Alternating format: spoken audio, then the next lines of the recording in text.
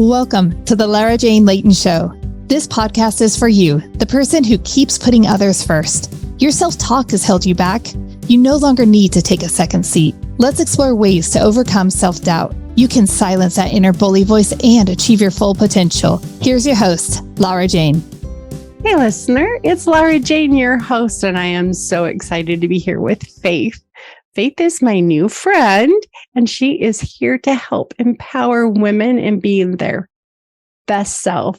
And she's going to show us how to do that through breaking out of that stress cycle and letting it go in the past. Isn't that sound so refreshing? I want to put it behind me. So let's do this, Faith. Tell us about getting out of that stress cycle. Hey, thank you so much for having me here on your podcast. I'm really excited.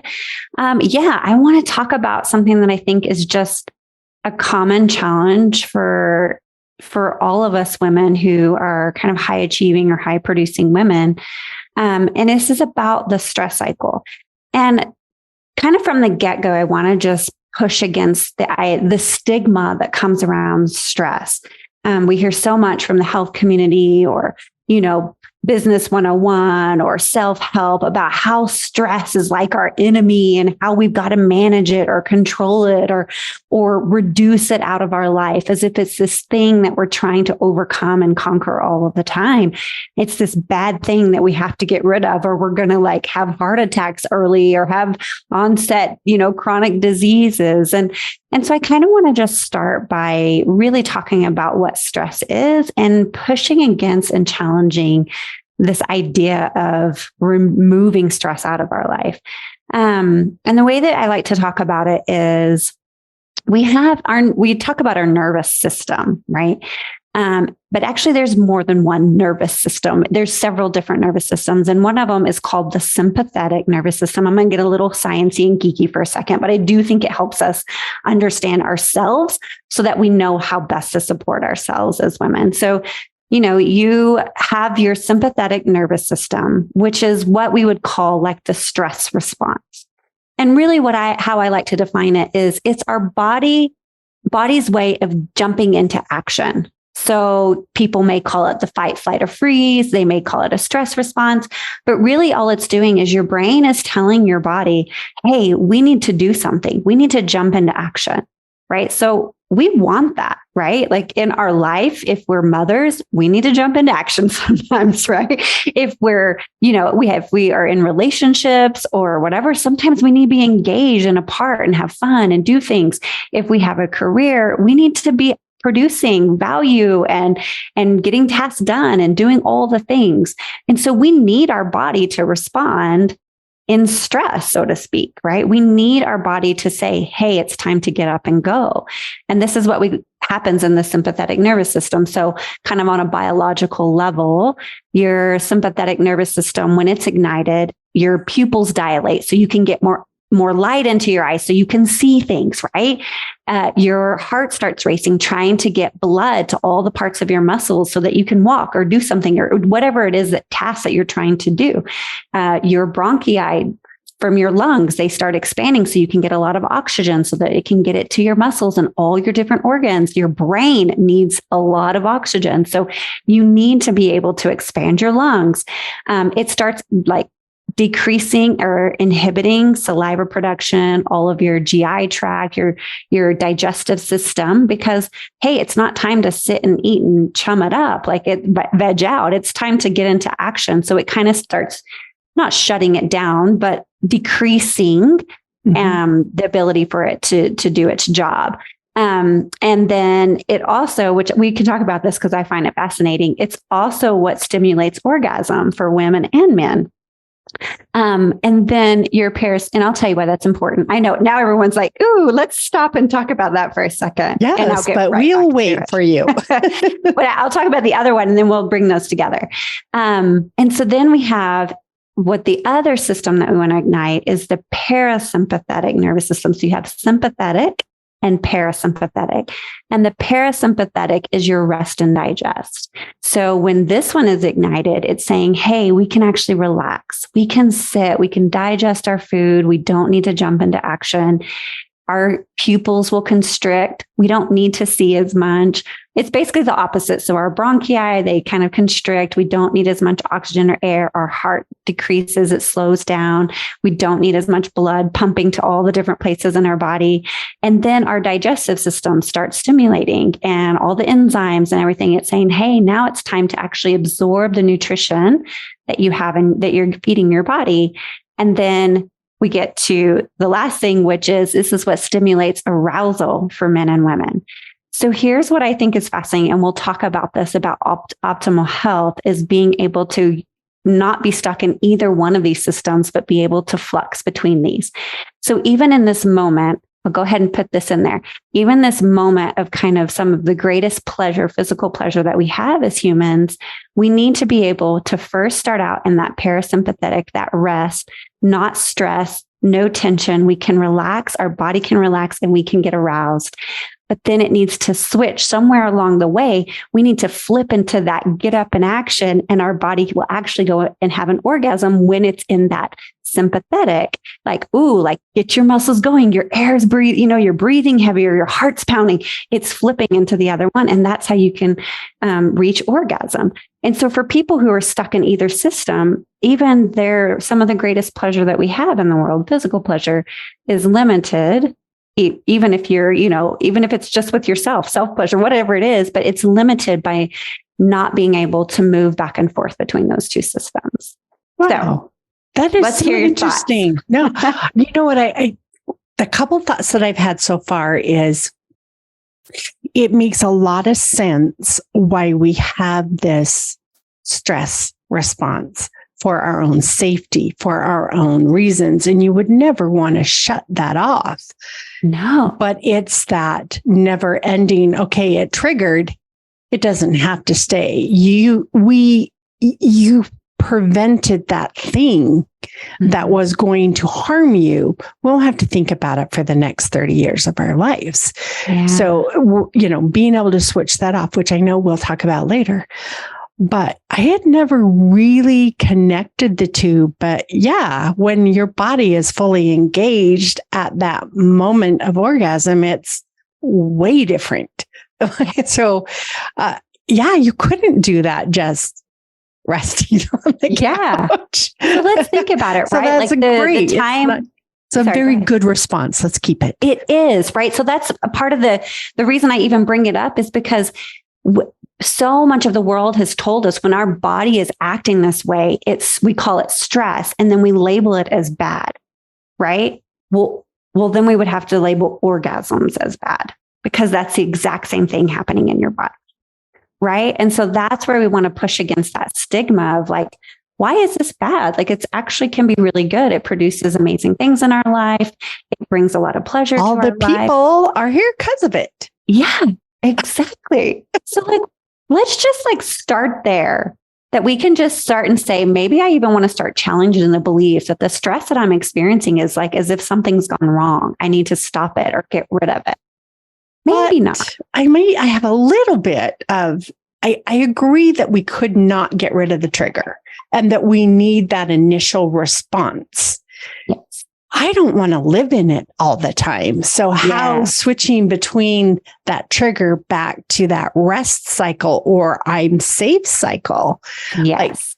That's where I think I get hung up. I mean, I've had my panic attacks and I've gone to the hospital because of it. So they can be really severe when we don't get out of them. It did its job already. I'm safe.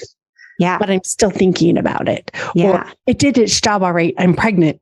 We're going to keep the world population going.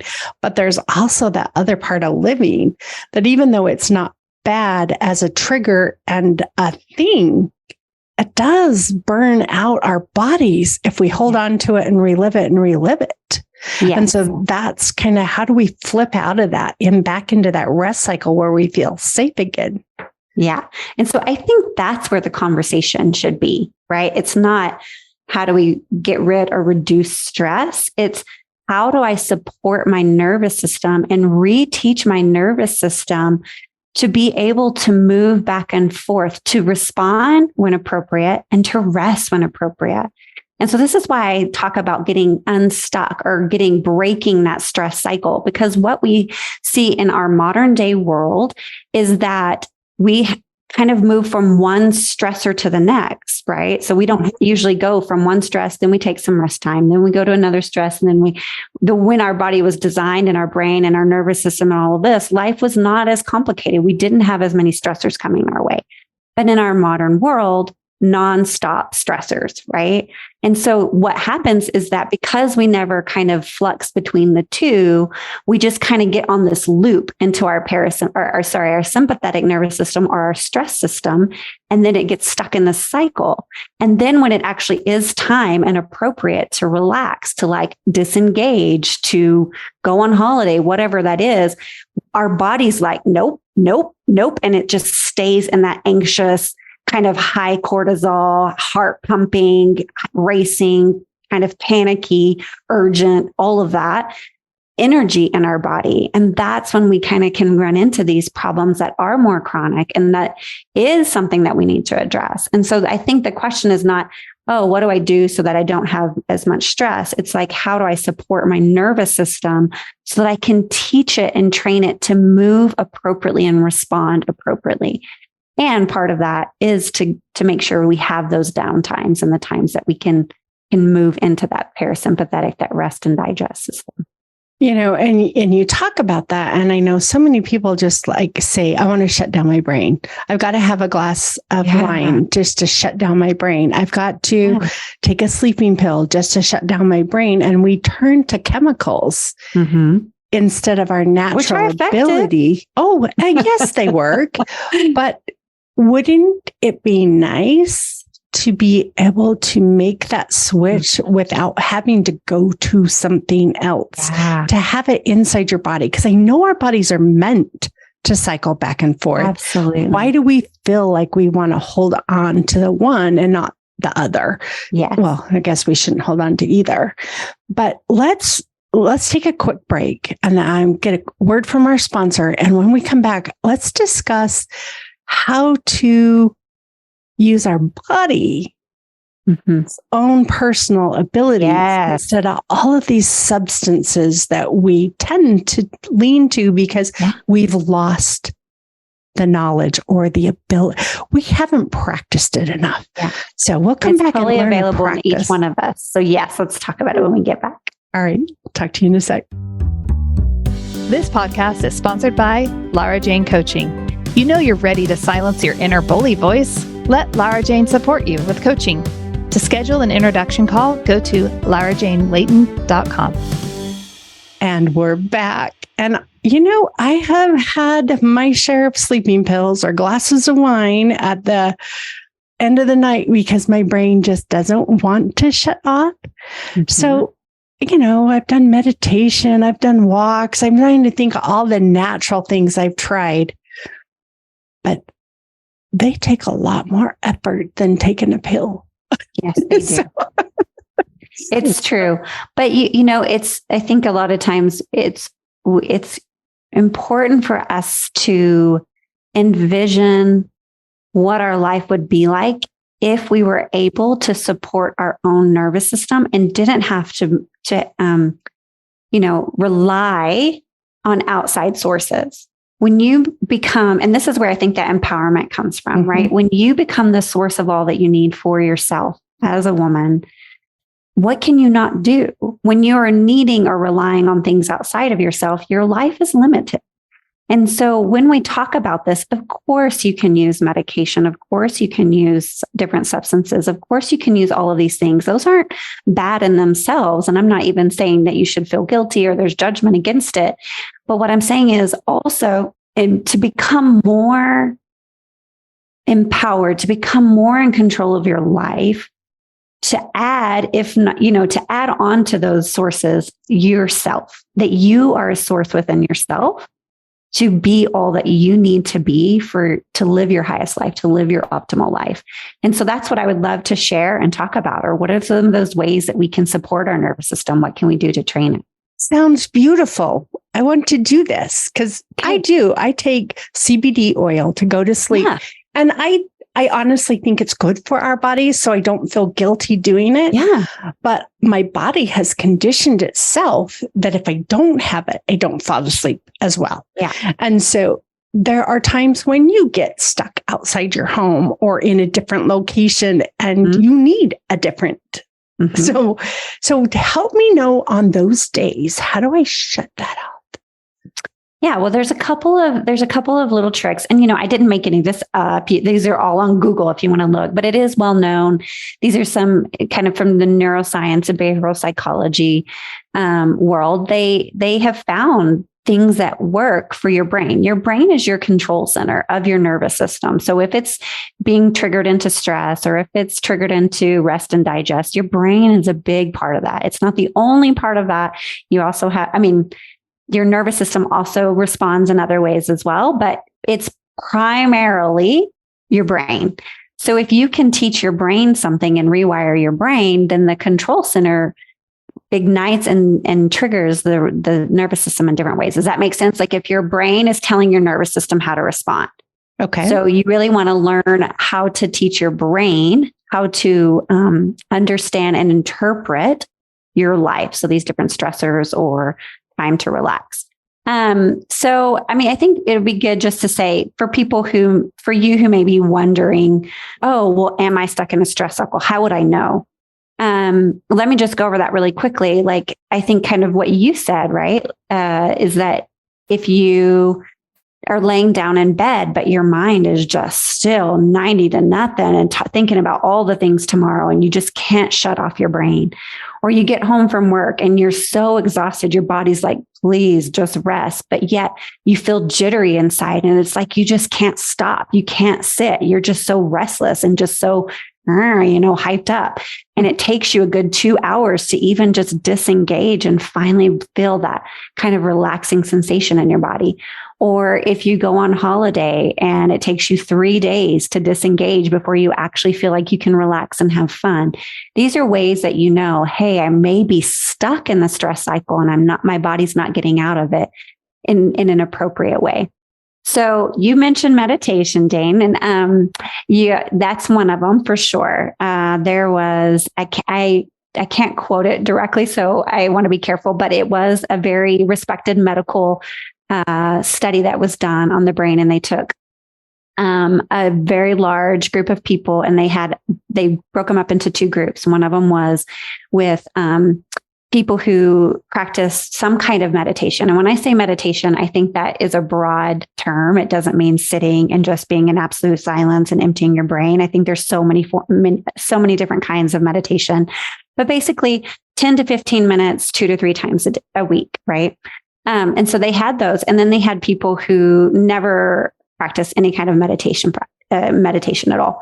And what they did is they blindfolded them, and then they would give them a painful stimulus. For the sake of this conversation, I'm not really sure. I don't remember, but let's say that they like pinched them, right? Or poked them with something. And then they had their brains hooked up, or they had their brains hooked up to all the little nodes so they could see the activity of the brain. And across the board in both groups, when they gave them a painful stimuli, their brain registered as pain. And then they would remove the painful stimuli. For the people who meditated 2 to 3 times a week, their brain immediately was like, okay, done. Pain's gone. And it stopped lighting up. For those who didn't, their brain still registered that they were experiencing pain and that thing was gone. So they would say, tell me when it's gone. And they still felt pain, even though they had removed it, because their brain was stuck in this stress response, fight, flight, or freeze, right?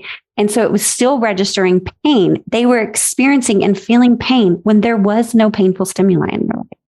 So I really think, like, when you think of the bigger picture here, how much pain are you experiencing in your life? It's not even a reality simply because you're stuck in a stress cycle, simply because your brain doesn't know how to switch out when it's time, right? So when you have pain, you want your brain to register pain, do something, right? But when the pain's gone, you also want to be able to relax and be like, pain's gone, let's move on. And so that study showed just how powerful being stuck in this, what we would call the stress cycle, being stuck in the sympathetic nervous system really affects even our experience of our life. So I highly, highly recommend that you do some form of meditation 2 to 3 times a week, even for 5 to 10 minutes. I know you're a busy woman, got lots of things on your plate, but the benefit is huge for you. I actually love to meditate. So I think too. It's made a big difference in my life. I don't know of anybody who actually has practiced it for a while, because in the beginning, it's uncomfortable. In the beginning, it's like, what am I doing? In the beginning, your mind's all over the place. You just feel so like, I don't know how to do this. But the more you practice it, the easier it becomes, and the more it becomes almost vital. So for our listener, I want to just, you talked about different kinds of meditation, because I would guess that higher than 80% of the people who have never imagine meditation as sitting cross-legged on a mat with your hands in a little modality, not modality. God, never mind. It doesn't matter what that word is. Yeah. and sitting there, maybe doing or something to just, stay in emotion. But meditation can come from a walk outside. Meditation can come from coloring. It can come from journaling. It can come from dancing. Anything that gets that brain, dumps you out of the think mode is a way to meditate. So I know, look it up online, Google it, or whatever you use, because there are thousands of ways to meditate. Yeah. And if you don't want to be the cross-legged person with sitting super great posture, there are ways around that. And I think one of my favorites, automatic writing, is just sitting down with a pen, asking a question, and just letting it flow and not thinking, letting it flow. And I think that's a huge difference. I have a really good friend. Her favorite is dance, and it goes to, God, you know what? Some days my brain doesn't work. But we go and just all of us just dance in this big gym, and it's just with the DJ, and there's no partners, there's no nothing. It's just fun. Ecstatic dance is what they call it. So there's a lot of ways to get out of that. So what is your favorite way? Yeah. I mean, I think for me, meditation is any way that I can connect with my body and become present with sensations, right? So that can, like you said, I mean, it could be dance when you're connecting with your body through movement, when, going on a walk, being really present with the earth and grounding with your feet. There's so many different kinds of meditation. My favorite is probably what was the next one that I was going to share is called like tapping into your 5 senses. Oh, yes. So there's an easy one, 5, 2, 3, 5, 4, 3, 2, 1. So you identify 5 things that you see. And then you identify 4 things that you can touch, 3 things that you can hear, 2 things that you can smell, and 1 thing that you can taste. And so you kind of just go through those and just really become aware of your sensations, because your brain, the part of your brain that actually is like kind of inputting or understanding the sensations, is really closely related in proximity to where your parasympathetic nervous system is ignited. A warm drinking any kind of warm beverage, as it goes down your throat, it hits the parasympathetic main nerve and it will actually ignite it. So I didn't know this before, but I used to say, there's something about drinking a warm beverage with a person that opens you up and makes you feel all cozy and safe. It's really true. There's now I know the science behind it, right? So just sitting with we love coffee beverage in the morning. Yes.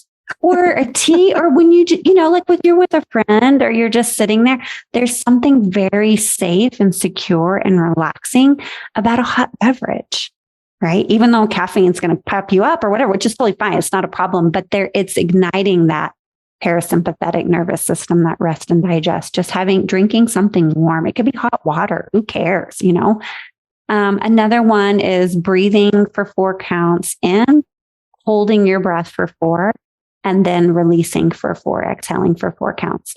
And you really want to count, the reason why is because when your stress system is ignited, it's your brain's on high alert. It's starting to be really in tune to your five senses. So it's like all hands on deck. Everything's being highly noted, or, it's noticing everything. It's very attentive to the world around it.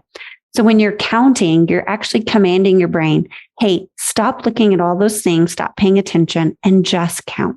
That's why people talk about counting sheep when they go to sleep, because it's commanding their brain to stop thinking of all those other things, right?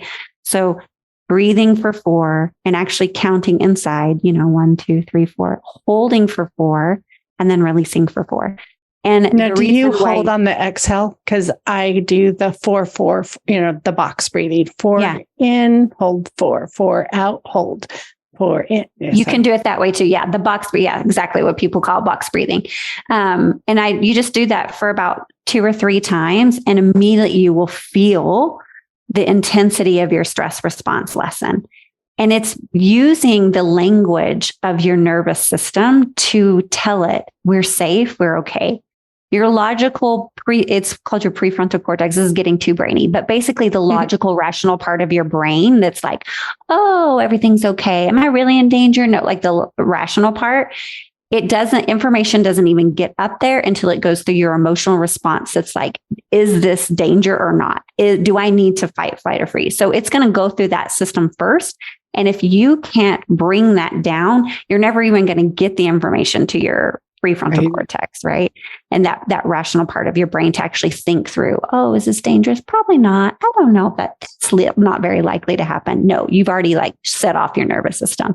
So breathing is your nervous system's language. It's saying, hey, we don't need to breathe fast. We don't need to run. We're okay. We're safe. And so it's creating safety in your body so that it can kind of lessen the intensity.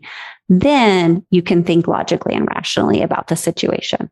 Yeah. The second you put your brain to controlling your breath, you're now in your body instead of all the external stimuli that's going around. And it's a huge stress reducer. Yeah. So I wasn't a woo-woo person for a long time. I mean, I learned yoga and stuff and probably junior high, but it was never something I really thought about until maybe the last 4 or 5 years.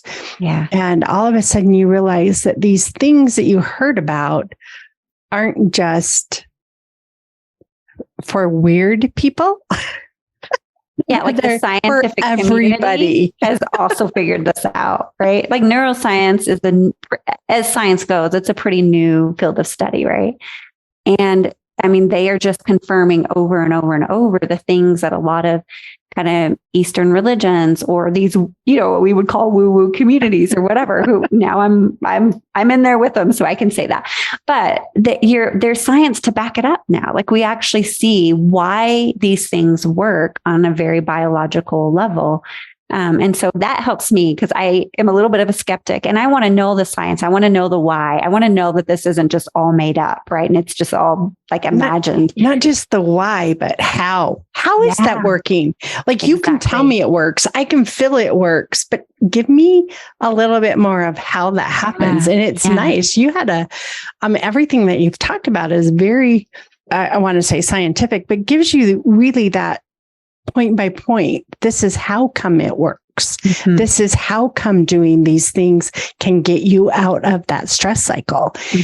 And I have lived in that, replay that trigger for years and let it hold me back. I was never not a high performing individual, but emotionally on a personal basis, it held me back. I shined at work.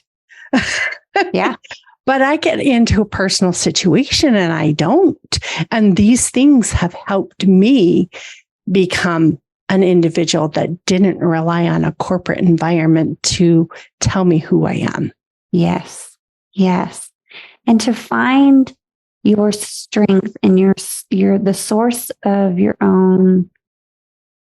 I mean, I think that we are not an island and we need other people and we need the things outside of us to move us forward. So I'm not saying that all things need to come from just yourself, but I think a lot of us rely so heavily on things outside of us that we forget about the power within us. We forget about the wisdom that we have within ourselves. We forget that our body is speaking. We forget that there's so much that we already know and we forgot it. And we're almost reacquainting or relearning what we already knew as little kids, as babies, as little children.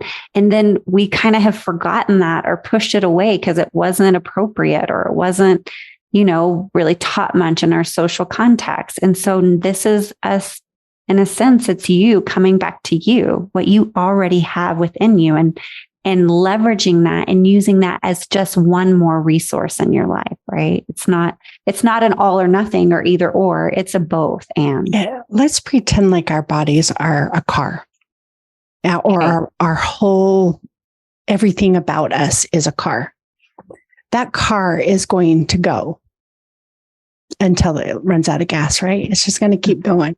I can just keep filling it up, and I can keep filling it up, and it's going to do its job. Eventually, it's going to break down. It's going to go, hey, wait, you never changed my oil. Hey, wait, you never did this. Hey, wait, you never did that. It just was a vehicle that had a purpose. We treat our bodies like that. Mm-hmm. We do not take the time for the oil changes or the 30,000 mile checkup or the tire rotation. Yeah, those are the things that self-care is about.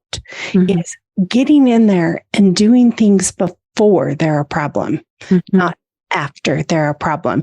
And a lot of the self-care in the industry is, oh, I have pretty nails, or, oh, I have pretty eyelids, things that are, you do it for yourself, but that's not helping your body unless while you're in the situation of getting your nails done, you are in a meditative state, because that can be a meditative state. So if it is, you are changing your oil.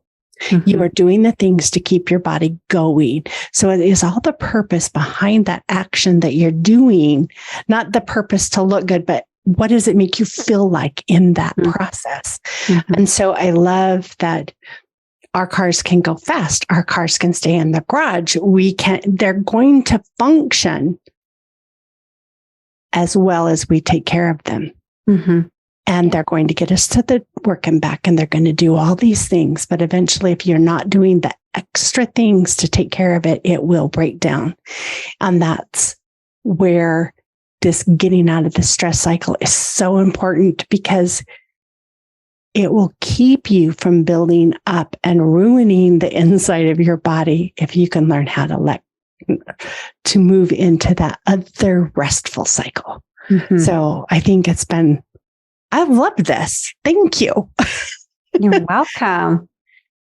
I love what you said about, self-care. And I just want to add to that, that I think when I first started doing this work, or really, I felt like, of course, I was like, I should self-care. I know. But it just felt like one more thing to my list of to-dos, my long list of to-dos. And I was like, yeah, I know I should, but when would I have time for that? Or like, how would I ever do that? Because I think in my mind, it was these big, like, get away for hours, or, go and meditate for 30 minutes or what. And what I'm trying to propose is there are ways you can do it for 10 seconds, right? Self-compassion is one of my favorite. You also asked like about my favorite, but just like putting my hand on my heart and saying, you're okay. I'm here with you. You're safe. 3 seconds, move on, right? Like that is self-care. And that took very little time, right?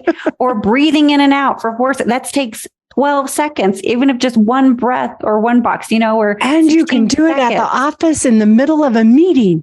Yeah. Like you can do it anywhere at any time. It's not something that you need to stop, or, it doesn't need to be this overwhelming thing in your life and just another thing on your to-do list. It's incorporating these things with what you're already doing. Even the 5, 2, 3 or 5, 4, 3, 2, 1. I do it in the shower. Like I feel my hair. I smell my shampoo. I taste the water. I touch my skin. I'm doing, like, I even do this in the moment. And this is taking care of yourself, and you're not adding a lot to your life. It doesn't need to be this big time suck, right? Because we don't have that to give. No, we don't.